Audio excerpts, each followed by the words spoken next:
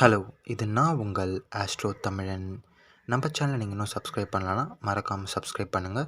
Space and science related videos தெரிஞ்சுக்கணுன்னா நம்ம சேனலை சப்ஸ்கிரைப் பண்ணி பக்கத்தில் இருக்க பெல் ஐக்கானை கிளிக் பண்ணுங்கள். அப்போ தான் நான் போடுற வீடியோஸ் உங்களுக்கு நோட்டிஃபிகேஷனாக வரும். ஸோ இன்றைக்கி நம்ம வீடியோவில் எதை பற்றி பார்க்க போகிறோன்னா, உலகமே பேசிகிட்டு இருக்க அட்லஸ் 3I, அதாவது அட்லஸ் தேர்ட் இன்டர்ஸ்டெல்லர் ஆப்ஜெக்டை பற்றி தான் பேச போகிறோம். 3Iன்றது தேர்ட் இன்டர்ஸ்டெல்லர் ஆப்ஜெக்ட். அப்போது இதுக்கு முன்னாடியே 2 இன்டர்ஸ்டெல்லர் ஆப்ஜெக்ட் நம்ம சூரிய குடும்பத்திற்கு வந்திருக்கு. அது பேர் என்னென்னு பார்த்தீங்கன்னா, ஒன்று ஒனுமுவா அண்ட் இன்னொன்று பொரிசாவ். ஸோ இந்த 2 இன்டர்ஸ்டெல்லர் ஆப்ஜெக்ட் முன்னாடியே நம்ம சூரிய குடும்பத்துக்கு வந்துட்டதால் தேர்டாக இன்னொரு இன்டர்ஸ்டெல்லர் ஆப்ஜெக்ட் வந்தது தான் அட்லஸ். ஸோ அதற்கு தான் இதற்கு பெயர் அட்லஸ் 3I அப்படின்னு வச்சுருக்காங்க, தேர்ட் இன்டர்ஸ்டெல்லர். ஜூலை 2025 இந்த அட்லஸ் 3Iயை கண்டுபிடிச்சது பார்த்திங்கன்னா அட்லஸ் டெலஸ்கோப். இந்த அட்லஸ் டெலஸ்கோப் பார்த்திங்கன்னா ஹவாயில் இருக்குது.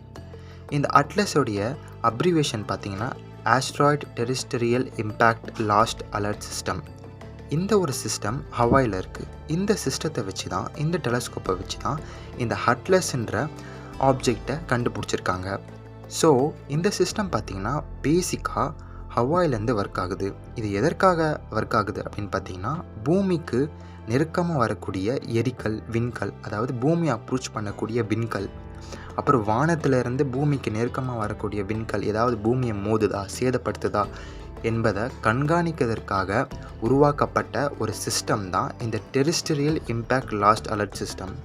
இது பொதுவாக இந்த மாதிரியான விண்கல்களை தான் கண்காணிக்கும். ஆனால் இந்த முறை ஜூலை 2025 இது பார்த்திங்கன்னா விண்வெளியில் இருக்கக்கூடிய அட்லஸ் அப்படின்ற ஒரு வினோதமான ஆப்ஜெக்டை கண்டுபிடிச்சிருக்கு. இதை காமெட்னு சொல்கிறதா இல்லை எரிக்கல்னு சொல்கிறதான்னு விஞ்ஞானிகளை குழம்பி போயிருக்காங்க. ஏன்னா அப்படிப்பட்ட ஒரு ஆப்ஜெக்ட் தான் இந்த அட்லஸ் 3I இன்டர்ஸ்டெல்லர். பொதுவாக இன்டர்ஸ்டெல்லர் ஆப்ஜெக்ட்னால் நம்ம சூரிய குடும்பத்தில் இல்லாத, நம்ம சூரிய குடும்பத்தில் இருக்கிற பல பிளானட்ஸ் கிட்ட இருக்கிற ஆஸ்ட்ராய்டும் இல்லாத, வெளியிலிருந்து வரக்கூடிய சூரிய குடும்பத்திற்கு அப்பாற்பட்ட கிரகத்திலிருந்தோ விண்வெளியிலிருந்தோ வரக்கூடிய ஆப்ஜெக்டை தான் இன்டர்ஸ்டெல்லர் ஆப்ஜெக்ட்னு சொல்லுவாங்க. ஸோ அப்படி இந்த அட்லஸ் 3Iன்றது இந்த இன்டர்ஸ்டெல்லர் ஆப்ஜெக்ட் நம்ம சூரிய குடும்பத்திற்கு அப்பாற்பட்ட ஒரு ஆப்ஜெக்டாக இருந்து இப்போ நம்ம சூரிய குடும்பத்தை விசிட் பண்ணியிருக்கு. இப்போ இந்த அட்லஸ் ஆப்ஜெக்டை ட்ராக் பண்ணியிருக்காங்க. இந்த அட்லஸ் ஆப்ஜெக்ட் பார்த்திங்கன்னா ஹைப்பர்போலிக் ஆர்பிட்டில் பயணிச்சிட்ருக்கு. இந்த ஹைப்பர்போலிக் ஆர்பிட்ன்றதை சிம்பிளாக சொல்லணும், சூரியனுடைய கட்டுப்பாட்டில் இல்லாமல் தன்னுடைய வழியில் பயணிக்கக்கூடிய, தன்னுடைய ஓன் ஆர்பிட்டில் பயணிக்கக்கூடிய விண்கல்லையும் காமெட்டையும் தான் ஹைப்பர்போலிக் ஆர்பிட் அப்படின்னு சொல்லுவோம். ஸோ இந்த அட்லஸ் 3I இன்டர்ஸ்டெல்லர் ஆப்ஜெக்ட் இப்போ பார்த்திங்கன்னா ஹைப்பர்போலிக் ஆர்பிட்டில் பயணிச்சிட்ருக்கிறத சயின்டிஸ்ட் உறுதி செஞ்சுருக்காங்க. அது மட்டும் இல்லாமல் உலகத்தில் பல்வேறு ஸ்பேஸ் ரிசர்ச் ஆர்கனைசேஷன்ஸும் பல்வேறு ஸ்பேஸ் ரிசர்ச் டெலஸ்கோப்ஸும் இந்த ஒரு அட்லஸ் ஆப்ஜெக்டை உன்னிப்பாக கவனிச்சிட்ருக்கு. ஸ்பெசிஃபிக்காக சொல்லணும் அப்படின்னா Hubble space telescope, James Webb space telescope, இந்த 2 டெலஸ்கோப்புமே இந்த அட்லஸுடைய ஒவ்வொரு அடியையும் உன்னிப்பாக கண்காணிச்சிட்ருக்கு அப்படின்னு சொல்லலாம். இந்த 2 டெலஸ்கோப்புமே கண்காணித்து இப்போது ஒரு புது விஷயத்தை உலகத்திற்கு சொல்லியிருக்காங்க. அது என்னென்னா, இந்த அட்லஸ்ன்ற ஆப்ஜெக்ட் பார்த்திங்கன்னா எதால் ஆனது அப்படின்றத இந்த ஹபிள் ஸ்பேஸ் டெலஸ்கோப்பும் ஜேம்ஸ் வெப் ஸ்பேஸ் டெலஸ்கோப்பும் ரிவீல் பண்ணியிருக்கு. அட்லஸ்ன்ற ஆப்ஜெக்ட் பார்த்திங்கன்னா ஃபெயிண்ட் காமா மற்றும் க்ளவுடி கேஸ் அப்புறம் டஸ்ட் போன்ற மூலக்கூறுகளை வெளியிட்டுருக்கு அப்படின்றதையும் அந்த படத்தில் நம்மளால் பார்க்க முடியுது. ஹபிள் ஸ்பேஸ் டெலஸ்கோப் வெளியிட்டிருக்க படத்துலையும் ஜேம்ஸ் வெப் ஸ்பேஸ் டெலஸ்கோப் வெளியிட்டு கொண்டிருக்கிற படத்துலையும் நம்மளால் காண முடியுது. இந்த அட்லஸ்ன்ற ஆப்ஜெக்ட் பார்த்திங்கன்னா ஒரு மாதிரி க்ளவுடி கேஸ் அப்புறம் டஸ்ட்டை வெளியிட்டுருக்கு. இதோடைய வால் போன்ற அமைப்பும் ஒன்று இருக்கிறது, அதை கண்டுபிடிச்சிருக்காங்க. இதை எதனால் காமெட் அப்படின்றத சொல்ல முடியலை அப்படின்றது பார்த்திங்கன்னா, இதோடைய விசித்திரமான குண அதிசயங்களை கம்பேர் பண்ணி தான் இது காமெட் இல்லை அப்படின்றதையும் சொல்லிகிட்டு இருக்காங்க. சிம்பிளாக சொல்லணும் அப்படின்னு பார்த்திங்கன்னா, நம்ம சூரிய குடும்பத்தில் இருக்க மற்ற காமெட்ஸையும் இதையும் கம்பேர் பண்ணும்போது ரொம்ப விசித்திரமான பிஹேவியர்ஸை இந்த அட்லஸ் ஆப்ஜெக்ட்ன்றது வெளியிட்டுருக்கு. உதாரணத்துக்கு ஒரு நார்மல் காமெட் எடுத்திங்கன்னா அந்த காமெட் பார்த்திங்கன்னா ஒரு நீள்வட்ட பாதையில் பயணித்து சூரியன் கிட்டேயோ இல்லை பூமி கிட்டேயோ வரும்போது தான் அதோடைய வெப்பத்தினால தண்ணீரை வந்து வெளியிடும். காமெட்டில் இருக்க ஐஸ் கட் சூரியன் கிட்ட வரும்போதும் பூமியோடைய வளிமண்டலத்தில் நெருங்கும் போதும் வெப்பம் தாங்க முடியாமல் அந்த ஐஸ் கட்டி உருகி வாட்டர் வேப்பர்ஸை வெளியிடும். ஆனால் இந்த அட்லஸ் ஆப்ஜெக்ட் மட்டும் பார்த்தீங்கன்னா சூரியன் கிட்டேயும் வராமல் எந்த ஒரு வளிமண்டலத்துக்கிட்டேயும் போகாமலேயே தொலைதூரம் இருக்கும் போதே இந்த அட்லஸ் ஆப்ஜெக்டுடைய மேல்புறத்துலேயும் உள்புறத்துலேயும் நீராவின்றது வெளியிட்டு இருக்கிறத கண்டுபிடிச்சிருக்காங்க.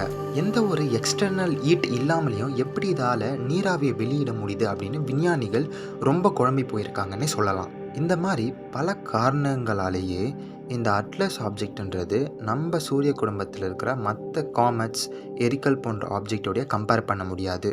அதனாலேயே இது விசித்திரமான, வினோதமான, ரொம்ப தனித்துவமான ஒரு ஆப்ஜெக்ட்னு சயின்டிஸ்ட் சொல்கிறாங்க. இதில் மெயின் பங்கு வகிக்கக்கூடியது அப்படி என்னன்னு பார்த்தீங்க அப்படின்னா இதோடைய வேதியியல் மூலக்கூறுகள், அதாவது கெமிக்கல் காம்போசிஷன். இந்த அட்லஸுடைய கெமிக்கல் காம்போசிஷனும் மற்ற காமெட்டோடைய கெமிக்கல் காம்போசிஷனும் ஒரே மாதிரி இல்லை, ரொம்ப டிஃப்ரெண்ட்டாகவும் இருக்குது.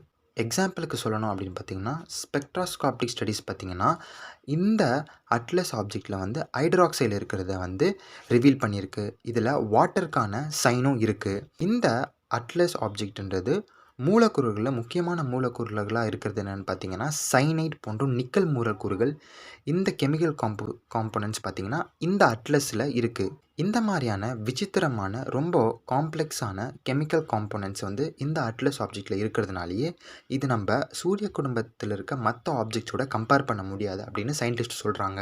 ஸோ இந்த மாதிரியான கெமிக்கல் காம்போனன்ட்ஸ் பார்த்திங்கன்னா இந்த அட்லஸில் இருக்கிறதுனால இது வந்து வேற ஒரு சூரிய குடும்பத்தில் இருக்கிற ஸ்டார்லேருந்து, அதாவது நட்சத்திரத்திலேருந்து உருவாகி இருக்கலாம்.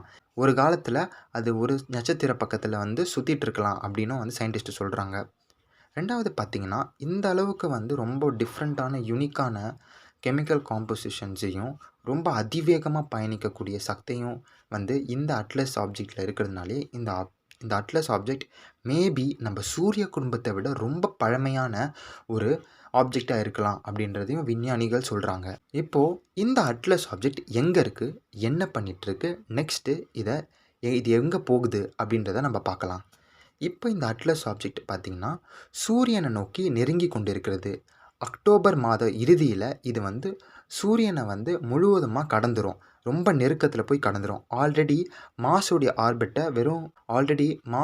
ஆர்பிட்டை கிட்டத்தட்ட நெருங்கி போயிடுச்சு அப்படின்னும் இப்போது இது வந்து சூரியனுக்கு கிட்ட நெருக்கத்தில் போய் அப்படியே இன்டர்ஸ்டெல்லார், அதாவது டீப் ஸ்பேஸ்க்குள்ளே பயணிக்கும். இது இன்னொரு தடவை வந்து நம்ம சூரிய குடும்பத்துக்கு வராது.